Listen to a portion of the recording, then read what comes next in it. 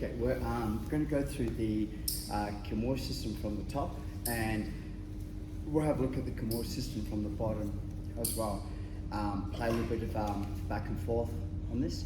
Walker, can I have you onto your back, please, buddy? Our head facing that way. So this is something that I started to play around with a little bit, and it's just a simple grip change.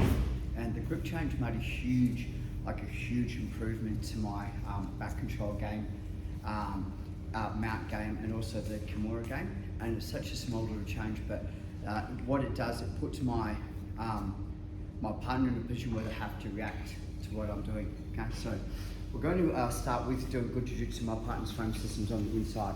I will cover the frames on the outside. We'll do that soon, but we're going to go to good jiu-jitsu. Now, one of the parts that I see that I like to do is I like to put my elbow becomes my anchor. So what I mean by the anchor is that's it where I put my weight on it to stop me from moving. I find my elbows up. If Walker moves, like he's got the ability to move away from me.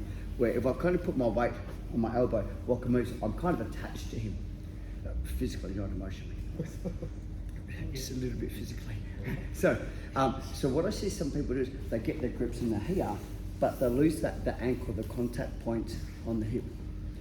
And although I have the ability to possibly break the frame system, I lose the ability to attack a lot because I've crushed arms and it's very hard for my partner to attack. I will cover this a little bit later, not today. Okay, so my anchor point from here, and I'm trying to just get my hand and elbow.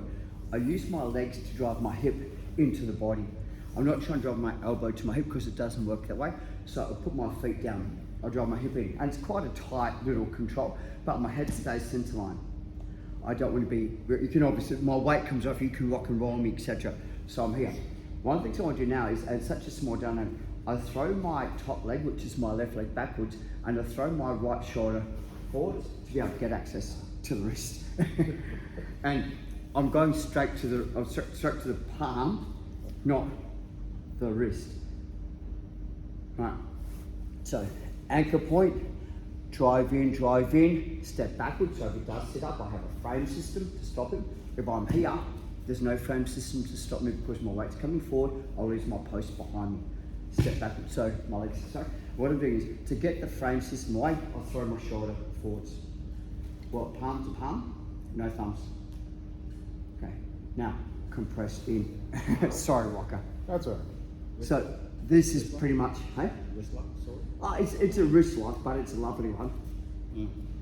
So I'm going to go slow because this apparently hurts a lot.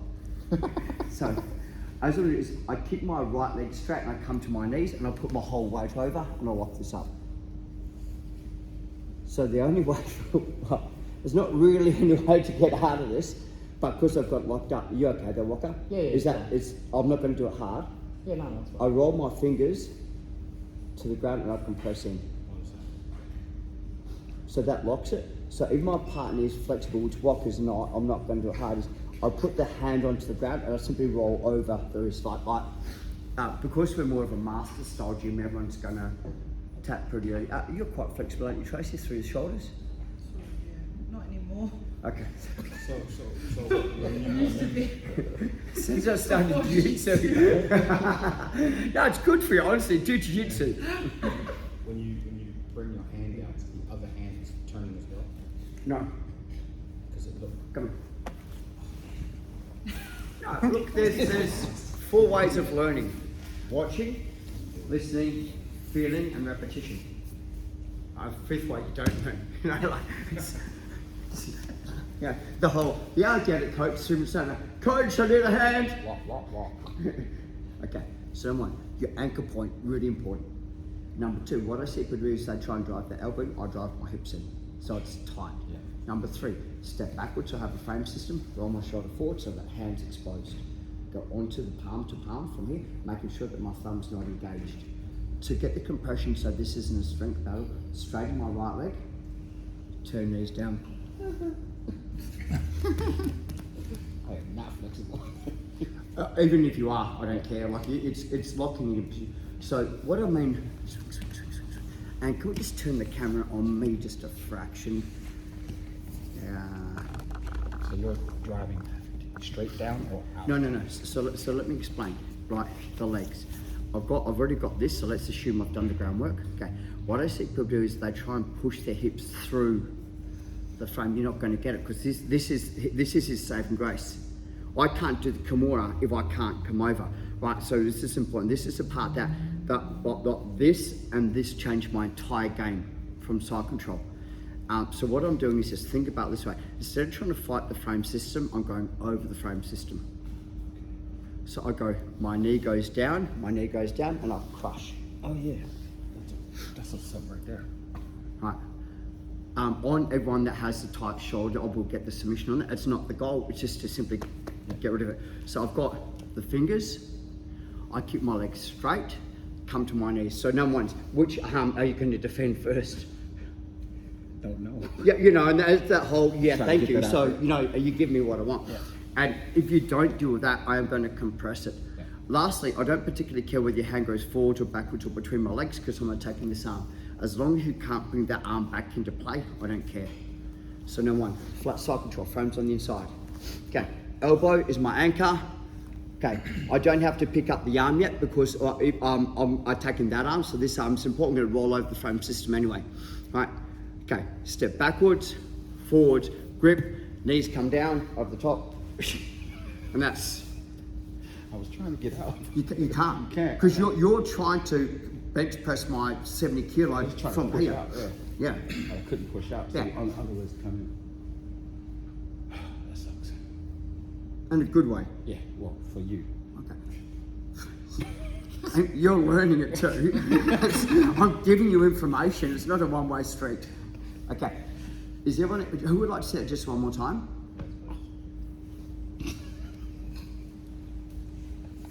Way! Okay. Sure, why not? Anchor. Okay. Walk in, drive in. Number one, shoulder, back step, attack, knees on the ground, compress, here, bomb, got it, squeeze it. Hand goes down, thumb comes in, choke. Like you've got so many options from here. 1, 2, 3.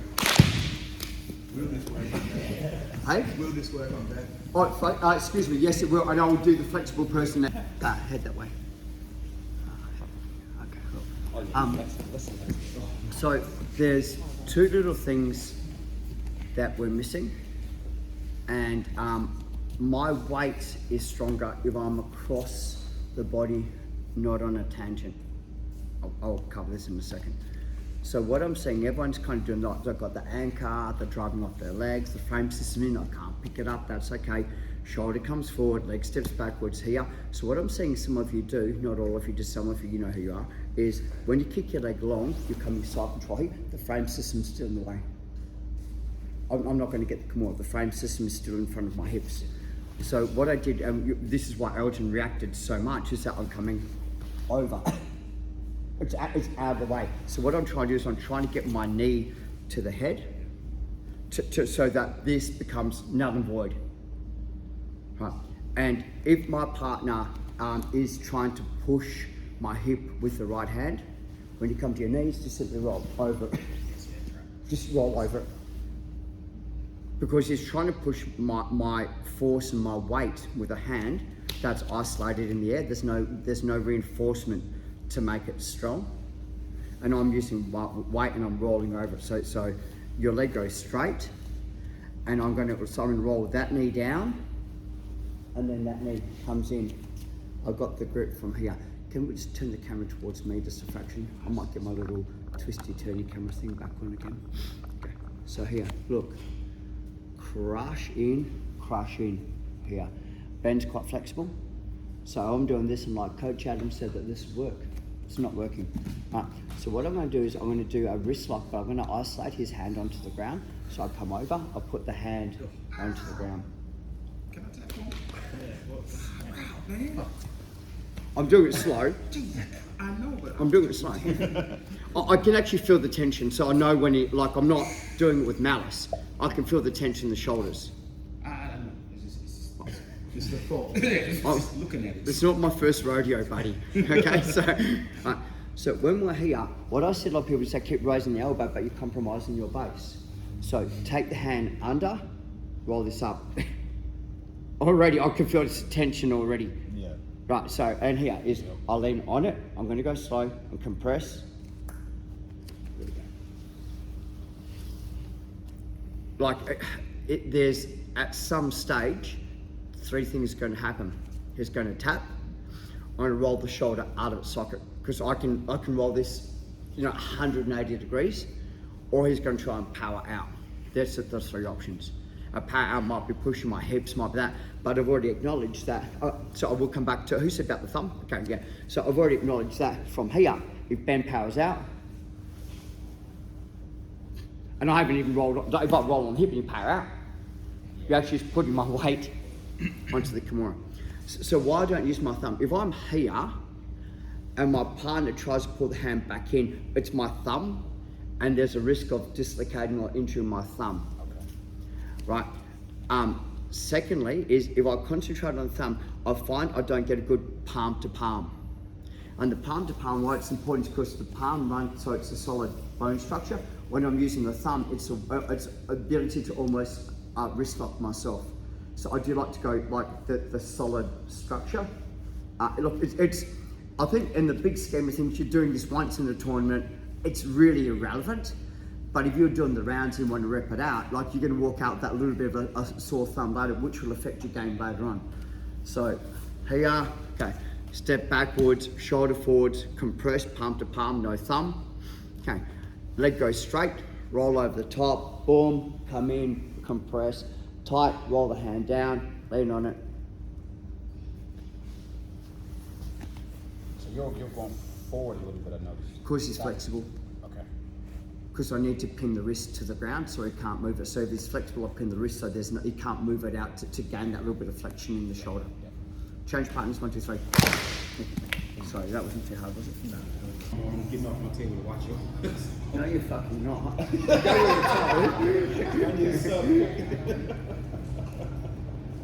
want to see. It's live stream, dude. I can't watch live stream on the table.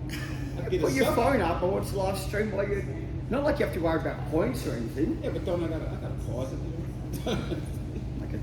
I'm now going to I guess just see different directions, and I'm either going to continue with the Kimura theme from the top if I don't get the Kimura, they straighten the arm, or I'm going to go to the baseball choke from underneath. So this is, I'll leave it up to you guys. So hands up if you want the baseball choke from underneath. Hands up if you want the Kimura head drive armbar from top. Okay, Elgin. Okay, so we're playing the game from here, nice, and I've got my frame. Elgin pushes my palm down this way, and I throw my hand behind, he rolls down flat. My thumb goes in the back, and I make sure it's in the middle. Umpa, pull my knee through, fingers come in. I will break it down, kick my partner, spin. Okay. So, let's break this down. Number 1 is, the risk is my arm's fully exposed. I will not put my arm here, well, actually I'll lie, that's complete other lie, I do that all the time. But you shouldn't put your arm around here when someone has side control, because they have the inside position. The downfall is I've got to get 4 fingers inside the collar, and right now there's no space. So this is quite complicated to do. So what we're going to do instead is this, right, is I get my frame system, I umpa, and I'm using the contact point on the gi to try and throw my partner that way, not up, right? So the reason being is you'll have to post. You can ask for whatever you want, man. Do you feel good? No, I'm just asking. No. This is class, right?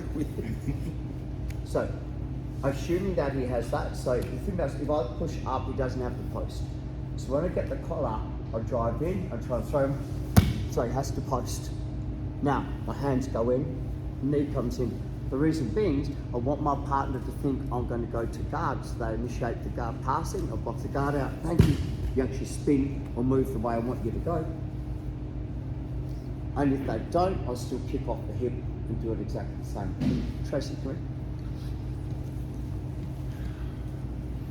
So the starting point would be like where I'm at Kimura. So Tracy at Kimura, I'm like, no way, my thumb goes in the back, so I'm trying not to grab your hair. Just so you know, if I do have hair, take a friggin' big chunk of that shit out when you grab. So you know, like, just, it's like I'm going like, oh, sorry. Anyway, sorry. Shit, coach. Okay, so, from here, okay, plant your feet, and this is the only time, every now and then I go here, bridge as hard as you can. It's one of the only times you're ever going to hear me say bridge. Okay, so off the side, good chunk of the gi and hair. Boom, like throw as hard as you can. So now, hand comes in, knee comes in. Tracy's going to go like man, I was going to go around the outside of the guard. 1, 2. The reason why it's called a baseball choke is my thumb and my fingers must come together, and I'm swinging my elbow. So it's the palm up elbow that goes to the. It's not that one that comes in. That's a weak mechanic. So this one drives through. Thumb in the back, 4 fingers, cut the mechanic. Right. So I said a lot of people they try and do it like a cross collar choke. They try and bring both elbows together. Doesn't work that way. So. 1, 2. Can I just get you onto all fours if that's okay? Yeah. So from here is if I squeeze my hands together, where if I tap my elbow, so what I'm doing is I create a tiny little space and I put my elbow in that space. Now all I'm doing is I'm starting to turn. I'm going to turn belly down.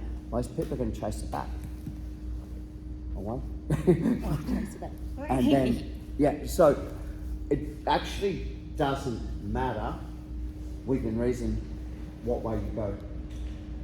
Last point, most important part, and this is the reason why this is a little bit more different to other ones, is if Tracy goes underneath my elbow, I can't complete the choke.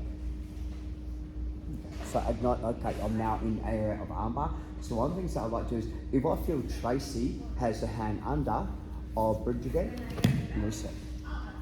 So anytime that I feel that the hand's under, I'll bridge and reset. And now it's pretty tight already. So what I'm going to do is, think about this way, my elbows stay on my body. So if Tracy does try to put the hands back under, right, and then there's no space. Can she block you from turning at all? Yeah, but I'm going to choke you without turning. Come here, I'll Just roll on your belly. No, I like. So, 1, you just assume I'm in a position, punch up high, elbows in, and he's going to go like man. I don't have to turn. So you just As long as I get that space and drive through. And what most people are going to do is, I'm getting choked anyway. Yep, thank you. You know, a common misconception you have to. You don't. It's far better if you do. Yeah. But it works if you don't. Change partners, 1, 2, 3. So you got opposite way. So whatever way from. Yeah. So hold on. Yeah. But like to swing in the back. Yeah. Because I always try to remember whatever way the thumb is going. Cool. Easy. Okay. 2 hands on the collar. Has got good post system. Okay. Keep my legs straight. Pull and goes in the back. Give him an opportunity he can't resist. Open my legs up. So see how his hand goes on my leg. Go back 1 step. So, thumb. Where's his hand? What's stopping my hand from going in?